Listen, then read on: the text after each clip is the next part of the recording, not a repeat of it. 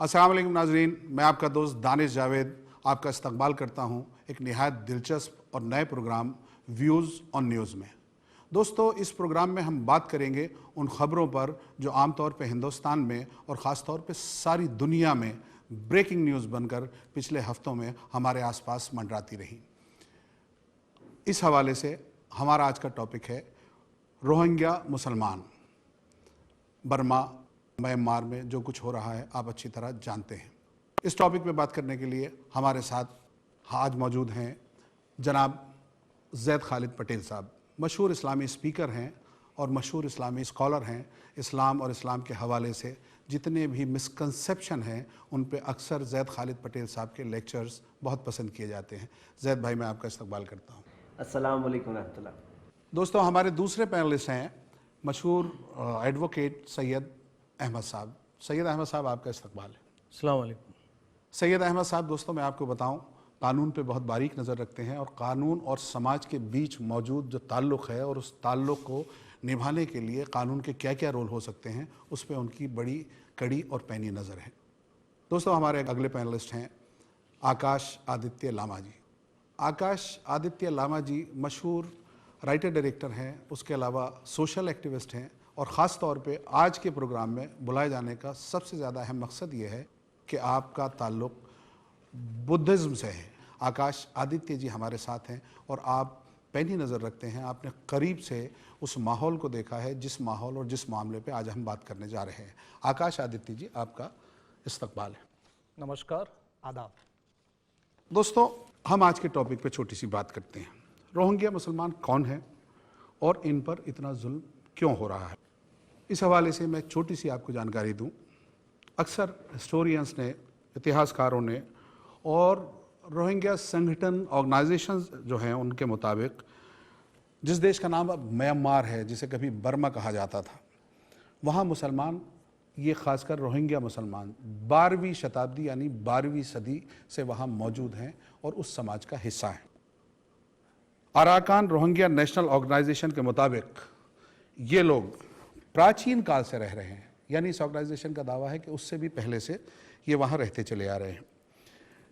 दोस्तों, 1824 से 1948 तक ब्रिटिश राज के दौरान, क्योंकि उस ज़माने में मैं आपको बताऊं कि ब्रिटिश राज के ज़माने में बर्मा को तकरीबन हिंदुस्तान का हिस्सा माना जाता था और ब्रिटिश इस्टेब्लिशमेंट अपने कामों के लिए वहाँ पर आज के हिंदुस्तान के बंगाल और बांग्लादेश और उस वक्त के बंगाल से बहुत सारे लोगों को मजदूरी के लिए, काम कराने के लिए यहाँ से ले जाके वहाँ आबाद करता रहा। उनका भी एक बड़ा हिस्सा इन मुसलमानों में या गैर मुसलमानों में है। एक बात मैं पहले दूर कर दूं, वो ये कि आम तौर पे आजकल ये कहा जाता है रोहिंग्या मुसलमान, जबकि ये सच नहीं है। मेजॉरिटी रोहिंग्या मुसलमानों की है। उन लोगों में वो मजलूम लोग जिन पे जुल्म हो रहा है, जिन पे ताकत आजमाई हो रही है, जो अपने ही मुल्क में जहाँ सदियों से रहते चले आ रहे हैं वहाँ पर वो नोबडी हैं, उनके पास नेशनलिटी नहीं है, उनके पास कोई हुकूक नहीं है। उनमें मुसलमान और गैर मुसलमान, ख़ासकर हिंदू लोग भी शामिल हैं। उन सब पे जुल्म हो रहा है। ब्रिटेन की आज़ादी के बाद इस देश की सरकार ने ब्रिटिश राज में होने वाले इस प्रवास को यानी माइग्रेशन को गैर कानूनी मान लिया और उस दिन के बाद से इनके सारे हुकूक छीनने शुरू हो गए। आइए इस टॉपिक को आगे बढ़ाते हैं और हम बातचीत को, गुफ्तगू को शुरू करते हैं। सबसे पहले हम बात करेंगे आकाश आदित्य लामा जी से। आदित्य लामा जी, आकाश आदित्य लामा जी, मैं आपका इनॉग्रल कमेंट चाहूँगा इन लोगों के बारे में जिन्हें ख़ास तौर पर रोहिंग्या मुसलमान आजकल कहा जाता है, लेकिन जिसमें दूसरी कौमें भी शामिल हैं और इनके साथ जो कुछ हो रहा है ख़ास तौर पे अब और आम तौर पे पीछे होता रहा है।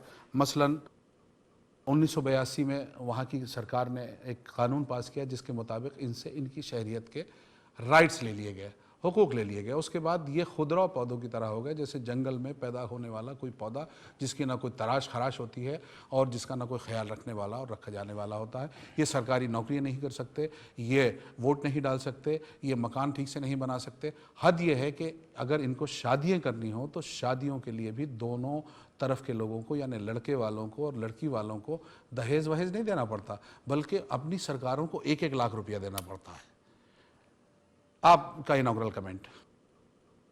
जावेद साहब, सबसे पहली बात तो जैसे आपने कहा, और ये बात भी लोगों को भी पता होनी चाहिए कि रोहिंग्या और रोहिंग्या मुसलमान ये दोनों में थोड़ा डिफ्रेंशिएट करने की ज़रूरत है। चूँकि आमतौर पे हम लोग तब से जब से ये विवाद शुरू हुआ है तब से हम ये सुन रहे हैं कि रोहिंग्या मुसलमान। तो क्या होता है कि आप एक मजहबी दायरा, शायद हम लोग भी कहीं ना कहीं उसको एक जो कि एक्चुअली मजहबी फसाद नहीं है, जैसे आपको एग्जांपल के लिए कह रहा हूँ कि जैसे कि श्रीलंका में हुआ कि वो वैदिकों और बौद्धों के बीच की लड़ाई नहीं थी, वो हुआ सिंघली और जो यहाँ से बसे हुए पहले से तमिल जो थे उनके बीच का प्रॉब्लम था। उसको अगर आप उस तरह से बांट देंगे, डिफरेंशिएट कर देंगे कि ये वैदिकों और बौद्धों के बीच में प्रॉब्लम है, तो फिर एक अलग दायरा देखा जाएगा वहाँ पे। हालांकि वहाँ भी बहुत लाखों की तादाद में तमिल लोगों का जनसंहार हुआ, लेकिन पूरे दुनिया ने उसको उस नज़रिए से नहीं देखा। हुआ ये कि एक तो सबसे पहली बात, किसी भी तरह के हिंसा का जो है कंडेम करना चाहिए और उसका विरोध होना चाहिए, बिल्कुल होना चाहिए, और पूरे अपने मजहब के दायरे से निकल के होना चाहिए। दूसरी बात है, कहीं ना कहीं मुझे लगता है ये जो थोड़े से आपसी फसाद थे उसमें भी कुछ चीज़ों को बढ़ावा मिला जब वहाँ से रोहिंग्याओं की तरफ से भी, मैं मुसलमान नहीं कहूँगा, मैं कहूँगा रोहिंग्याओं की तरफ से भी कुछ गोलीबारी हुई, कुछ चीज़ें बढ़ी। अगर आप देखेंगे 2012 में एक महिला थी जो बर्मीज मूल की महिला थी, उनका बलात्कार हुआ, उनकी हत्या हुई। उसके बाद जो है वहाँ से ये मोटे तौर पे जो है ये हिंसा की शुरुआत हुई। ये एक मुझे लगता है उनको तो हमें ये भी तलाशना होगा इन रोहिंग्याओं को जिन्होंने हथियार दिए, जिन्होंने उनको इस तरह का सपोर्ट किया, कहीं ऐसा तो नहीं कि वो इसके पीछे उनकी बड़ी साजिश हो, कोई इंटरनेशनल साजिश हो कि वहाँ पे जो पीसफुली लोग रह रहे हैं, ठीक है, वो एक होता ही है।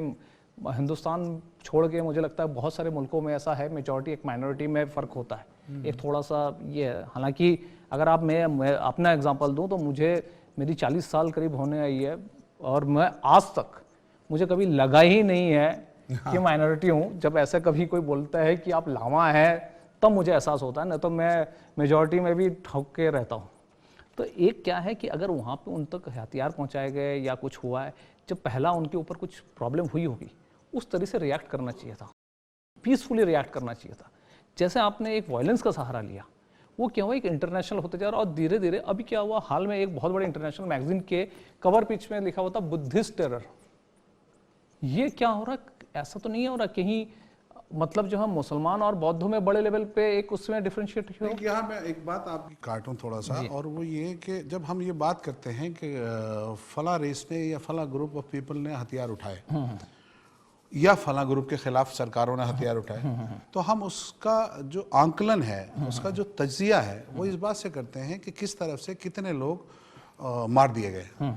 तो अगर ये सच है कि रोहिंग्या रेस के लोगों ने हथियार उठाए और सरकार के खिलाफ कुछ किया, तो कोई सरकारी आंकड़े ऐसे नहीं हैं जो रोहिंग्या मुसलमानों के खिलाफ होने वाली मौतों के मुकाबले में कहीं 1% भी स्टैंड करते हो। मिसाल के तौर पे अगर हम बात करें कहीं वर्ल्ड टेररिज्म की या बात करें अफगानिस्तान की, तो मालूम होता है कि इतने लोग अफगानियों ने मार दिए, इतने लोग अमेरिकन फौज ने मार दिए। यहाँ रोहिंग्या मुसलमानों ने तो किसी को मारा ही नहीं। कोई ऑफिशियल फिगर तो ऐसी इवन गवर्नमेंट की तरफ से नहीं आई कि उन्होंने अटैक की। आती है, ये आता है कि मिलिट्री बेस पे अटैक किया गया, ये आता है कि पुलिस एस्टेब्लिशमेंट पे अटैक किया गया, लेकिन ये नहीं आता कि रोहिंग्या मुसलमानों ने जो है वो गन उठाई, मशीन गनें उठाई और 100 लोग मार दिए, 200 लोग मार दिए, 300 लोग मार दिए। तो ये कैसी इम्बैलेंस लड़ाई है? नहीं, एक तो सबसे पहली बात है कि आप जब मिलिट्री बेस पे अटैक होता है तो बिना हथियार के तो हो नहीं सकता, ये तो अंडरस्टूड है। दूसरी बात है कि उनकी तादाद जो है, मेरे ख्याल से रोहिंग्याओं की तादाद जो है बर्मा में पॉपुलेशन वाइज बहुत कम है, हार्डली 10 से 12 लाख 15 लाख के बीच। तो वही मैं बता रहा हूँ, श्रीलंका में तो मेरे ख्याल से कई लाख थे। चलिए मैं आपके पास आता हूं क्योंकि मुझे ब्रेक पे जाने का वक्त है। उससे पहले चाहता हूं अपने दोनों मेहमानों का भी इंट्रोडक्टरी मैं कमेंट ले लूं। सैयद अहमद साहब, बहुत अच्छी बात आदित्य जी ने, आकाश आदित्य जी ने रखी कि आप इसको मुस्लिम वर्सेस बौद्ध न लें, बल्कि ये रेस वर्सेस रेस है। व्हाट डू यू से, आपका क्या कहना है? सर, ये इतिहास को जानना बहुत ज़रूरी है। कोई कमेंट करने से पहले आपको जानना होगा कि इतिहास क्या है। ये जो हो रहा है रोहिंग्या मुस्लिम के साथ, ये आज से नहीं हो रहा है। जब से 1948 में बर्मा को इंडिपेंडेंस मिला और उससे पहले इंडिपेंडेंस से पहले जब ब्रिटिश राज थी जी जी वहाँ से लेकर के जब इंडिपेंडेंस मिला उसके बाद भी सारे रोहिंग्या मुसलमान जो है वो बर्मीज़ पार्लियामेंट के सदस्य थे। हाँ, ये बहुत अच्छी बात है और अभी हम इस पे बात करेंगे। इतिहास को जानना बहुत ज़रूरी है, हमें ये देखना पड़ेगा कि खराबी कहाँ है। मेरे पास एक डेटा है, मैं आपसे शेयर कर लूँ जैद भाई। जो ये क्रैकडाउन्स हैं, मिलिट्री क्रैकडाउन्स 1978, 1991, 92, 2012, 2015 एंड 2016 एंड 17, ये एरियाज़ हैं जहाँ सबसे ज़्यादा नुकसान हुआ है और सबसे ज़्यादा बेसिकली दो ग्रुप, समाज के दो ग्रुप के बीच लड़ाई हो सकती है, लेकिन जहां मिलिट्री एक एक्शन करे, पुलिस एक्शन करे तो मामला ज़रा संजीदा हो जाता है। इससे पहले कि हम ब्रेक पे जाएं, जैद खालिद पटेल साहब, आपका इनॉग्रल कमेंट। अल्हम्दुलिल्लाह वस्सलातु वस्सलाम अला रसूलिल्लाह व अला आलिहि व सहाबिहि अजमईन, अम्मा बाद। देखिए, मैं ये दोनों बातों के ताल्लुक से बड़ी अहम और स्ट्रांगली बातें कहना चाहता हूँ। नंबर वन, कि इसे प्योरली एक रिलीजियस फाइट जो लोग समझते हैं कि ये मुस्लिम वर्सेस बुद्धिस्ट वाली एक फ़ाइट है, तो मैं भी लामा जी से अग्री करता हूँ कि इसे जितना ज़्यादा ये कम्युनल, या हम ये कह सकते हैं कि जितना ज़्यादा एक रेशियल फाइट है, कि रेशियल मसला है। जो लोग आज रोहिंग्याज के खिलाफ जो भी कर रहे हैं, उनको रोहिंग्या कौम से कुछ प्रॉब्लम्स हैं, जो इत्तफाकन मुसलमान ज़्यादा हैं, उनके धर्म से जो प्रॉब्लम्स होंगे उनके, या कम होंगे, क्या होंगे वो एक अलग बात है, लेकिन उससे ज़्यादा प्रॉब्लम उनके रोहिंग्या होने की वजह से है।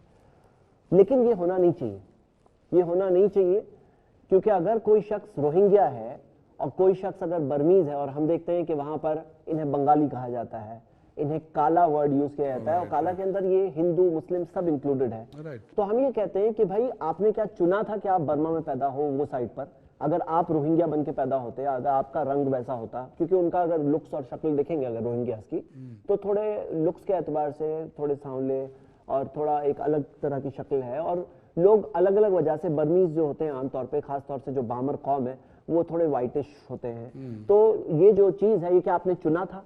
क्या ऐसी सोच सही है? क्या ऐसा होना चाहिए था? क्या किसी भी कौम से जस्ट बिकॉज वो वहाँ उस कौम और नेशनलिटी उस कौम के है, क्या इस वजह से नफरत है? और दूसरी चीज़, जहाँ तक ये बात आई कि भाई 2012 में जो भी केस हुआ या जो भी केसेस हुए, तो उसके अंदर जो कल्प्रिट है, जो गलत है, उसको पकड़ो ना, उसको सजा दो, हम सब आपके साथ है। लेकिन अगर किसी एक ने गलत किया और उसकी वजह से आप अगर लाखों लोगों को अगर आप मार रहे हो, वो बच्चे का क्या फॉल्ट है? बच्चों का, वो औरतों का क्या फॉल्ट है? बुजुर्गों का क्या फॉल्ट है? वो पूरी कौम, वो पूरी विलेजेस का उनका क्या फॉल्ट है? बहुत सेंसिटिव टॉपिक पे है, इसी पे मैं वापस आता हूँ, मुझे अभी ज़रा ब्रेक पे जाना है। नाजरीन कहीं जाइएगा मत, गुफ्तगू अपनी दिलचस्प और हसास हिस्से में पहुँच चुकी है। अभी हम 1 मिनट में वापस आते हैं ब्रेक के बाद।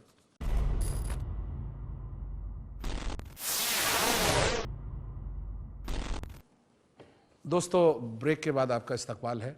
हमने जैद भाई पे गुफ्तगू छोड़ी थी और गुफ्तगू यहाँ छोड़ी थी कि किसी एक कल्प्रिट के किए गए जुर्म की सज़ा आप किसी एक कौम या एक ग्रोह या एक ग्रुप या किसी मासूम या बच्चों या औरतों को नहीं दे सकते। आइए इस बात को हम कंटिन्यू करते हैं। जी जैद भाई। देखिए, इसमें इंसाफ की बात यह है कि जिसने गलत किया उसको सजा दो after due process of law. हम देखते हैं कि मिसाल के तौर पर, जो मैं अपना कमेंट मैंने जो दिया उसके मैं प्रूफ के तौर पर कह सकता हूँ कि आज भी बर्मा में या म्यांमार में हम देखते हैं कि ऑफिशियल 2014 की स्टैटिस्टिक्स के मुताबिक 11 लाख से ज्यादा मुसलमान हैं, जिनमें रोहिंग्या इंक्लूडेड नहीं है। आज भी अगर आप मंडाले शहर में ही अगर देखें तो 80 से ज्यादा मस्जिदें हैं जिनमें 5 वक्त की नमाजें हो रही है, और वहां पर हम देखते हैं कि नमाजें ताकि होती रहे और लोग आके नमाज पढ़ें, खुद गवर्नमेंट वहां बाहर पुलिस को खड़ा कर रही है ताकि कोई वायलेंट एक्शन आकर अच्छा, मैं इस पॉइंट को क्लियर कर लूं। आप ये कह रहे हैं कि ये रोहिंग्या मुसलमानों के अलावा ये 10-11 लाख मुसलमान, जी, ये 11 लाख मुसलमान थ्रू आउट बर्मा रहते हैं। दोस्तों, ये समझ लीजिए, और मैं चाहता हूं कि अच्छी तरह इस बात को समझ के आप ये अंदाज़ा लगाएं कि हम कितने अंधेरों में जिंदा हैं। अभी जैद खालिद पटेल साहब ने हमें बताया कि जो ये बर्मा में रोहिंग्या मुसलमान हैं, इनके अलावा 10-11 लाख मुसलमान और भी हैं जिनके खिलाफ कोई रेसिज्म का प्रॉब्लम नहीं है, जिनके खिलाफ ना सरकारें हैं, ना वहाँ के लोग हैं, ना बुद्धिज्म है, ना बुद्धिस्ट हैं, बल्कि उनको पूरी आज़ादी है कि वो अपने मजहबी रिचुअल्स, अपने रस्म व रिवाज, अपनी इबादतें, अपनी नमाजें, अपने रोज़े और अपने मस्जिदें में रेगुलरली आ जा सकें। नाजरीन, हमें अभी भी जैद भाई ने बताया कि रोहिंग्या मुसलमानों के अलावा भी बर्मा में तकरीबन 11 लाख दूसरे मुसलमान हैं, जिनकी ज़बान, जिनका लबो लहजा, जिनका अंदाज़ और जिनके रहने के तौर तरीक़े इन मुसलमानों से अलग हैं, उनके मसाइल भी अलग हैं। आइए उनके बारे में जानते हैं। मेरे लिए भी एक नई खबर है, ये नई बात है। तो जैद भाई, ये जो तकरीबन इन्हीं लोगों की बराबर तादाद में, क्योंकि ये कहा जाता है जो ये रोहिंग्या हैं ये भी तकरीबन 11, 12, 13 लाख के आसपास हैं, उन्हीं के तकरीबन बराबर मुसलमान दूसरे भी मैं मौजूद बोल हैं। ये रहा था कि यहाँ पर बर्मा में, म्यांमार में तकरीबन 11,40,000 से ज़्यादा, कुछ 2014 का फिगर है, मुस्लिम्स एग्जिस्ट होते हैं अदर देन रोहिंग्या। क्योंकि अगर आप स्टेट वाइज स्प्लिट अप देखें तो जो रखाइन स्टेट है, जिसे पहले अराकान कहा जाता था, वो रखाइन स्टेट के अंदर बहुत कम मुस्लिम्स हैं स्टैटिस्टिक्स के हिसाब से, सेंसस के हिसाब से। क्यों? क्योंकि रोहिंग्या सिटीजन्स के अंदर गिने नहीं जाते हैं, क्योंकि उनके पास सिटीजनशिप नहीं थी। लेकिन हम देखते हैं कि 11 लाख से ज़्यादा मुस्लिम्स बाकी बर्मा में है। और यहाँ तक कि अगर आप देखें मिसाल के तौर पर मंडाले शहर में खुद इंटरनेट पे लिस्ट पूरी मौजूद है, 80 से ज़्यादा मस्जिदें हैं। और हम देखते हैं कि ये मस्जिदों में नमाजें हो रही है। यहाँ तक कि बर्मा की गवर्नमेंट जो है वो वहाँ पर सिक्योरिटी और पुलिस प्रोवाइड कर रही है बाहर, ताकि लोग सिक्योरिटी के साथ आकर नमाज पढ़ के जाएं और कोई अनटूवर्ड इंसिडेंट वहाँ पर ना हो। कुछ ऐसे छोटे मोटा चीज़ तो होती है, छोटी मोटी चीज़ कहीं पे भी हो सकती है। जनरली लोग कर रहे हैं, प्रैक्टिस कर रहे हैं अपना रिलीजन। हम ये देखते हैं कि बर्मा की जो ये मिलिट्री है, ये मिलिट्री का ह्यूमैनिटेरियन रिकॉर्ड बहुत पहले से खराब है। और यहाँ तक अगर आप देखेंगे, जैसे मिसाल के तौर पर कुछ रिपोर्ट्स इंटरनेट पे अवेलेबल है कि जो शान स्टेट है, वो शान स्टेट जो बर्मा के अंदर, उसके अंदर शान कम्युनिटी के साथ यहाँ तक के मामला थे कि उनके साथ ये जो गांव के गांव जलाना, उनके भी गांव के गांव जलाए के गए, उनकी भी औरतों के साथ वो ज्यादतियां हुई जो यहाँ पे हुई हैं।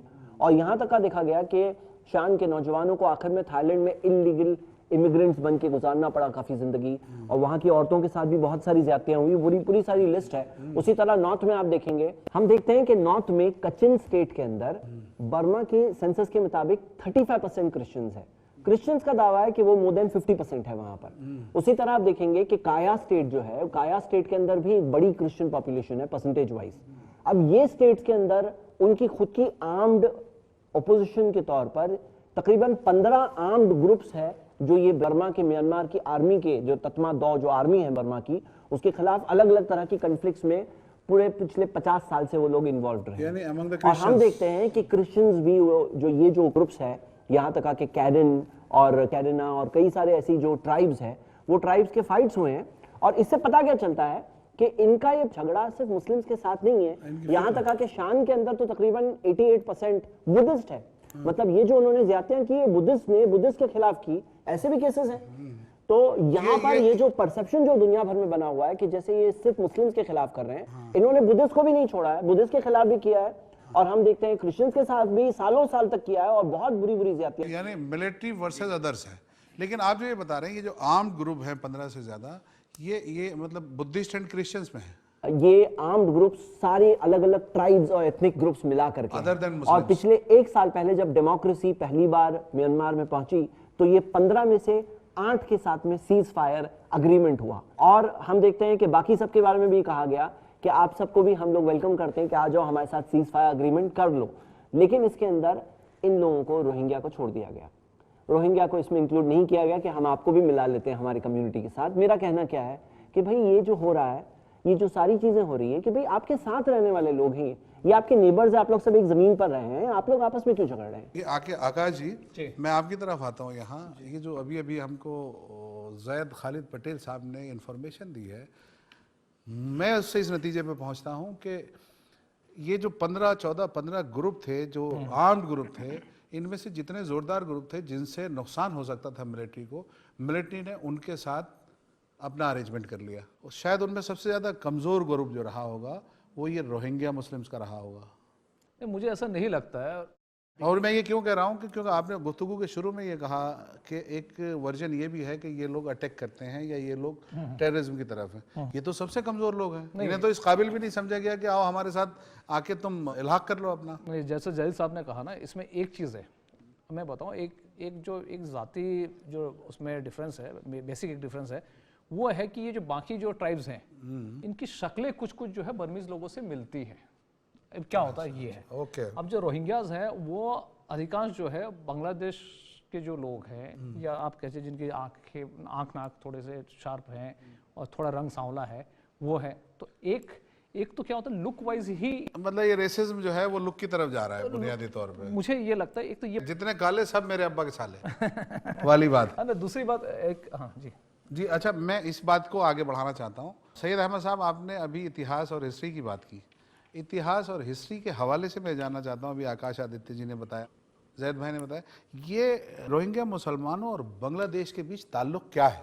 आप बहैसियत वकील भी और बहैसियत बंगाली भी इस बात को बहुत अच्छे से बता सकते हैं। देखिए क्या है कि रोहिंग्या नाम क्यों रोहिंग्या नाम है, इसके ऊपर जानना जरूरी है।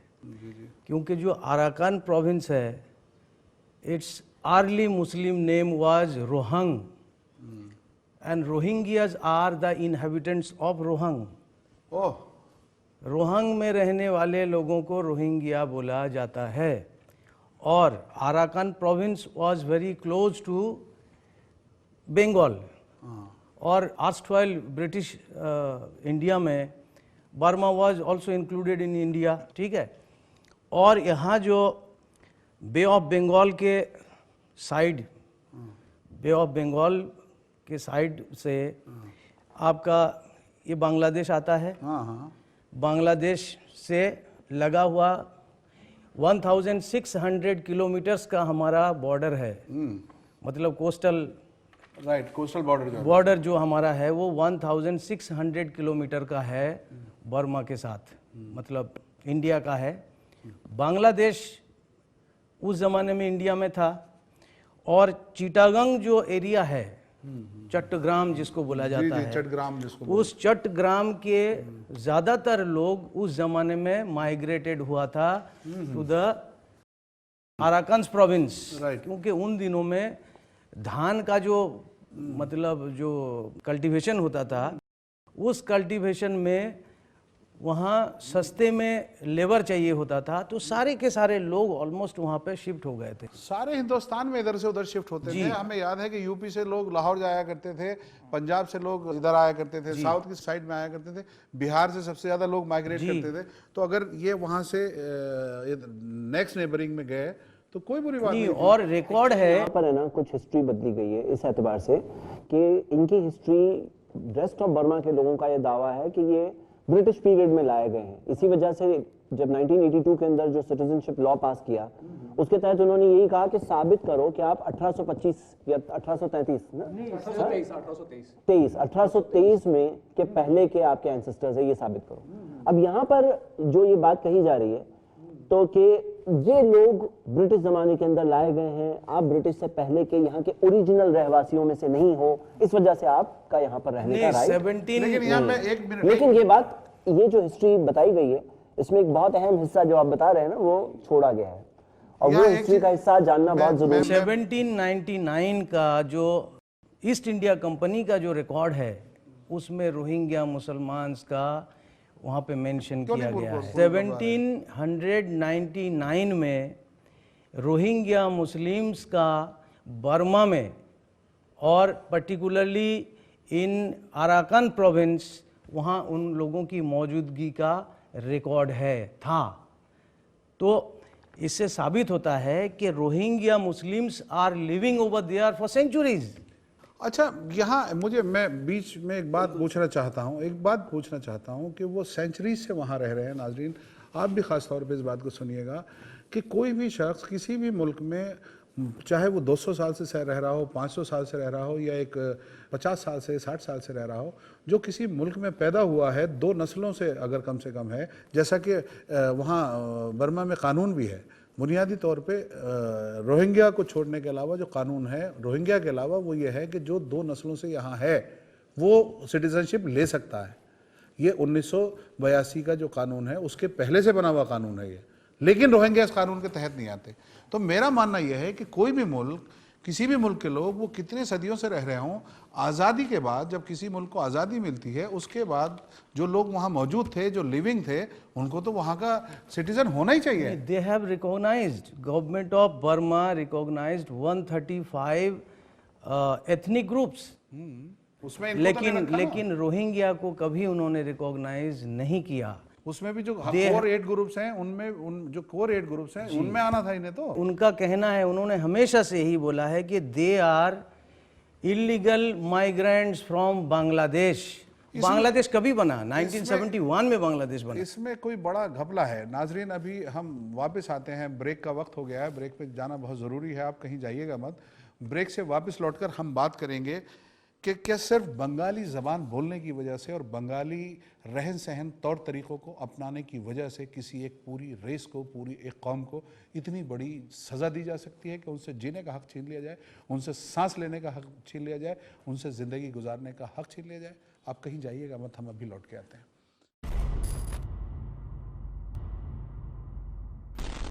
मैं आप लोगों का फिर इस्तकबाल करता हूँ। नाजरीन, गुफ्तगू बहुत दिलचस्प मोड़ पे है।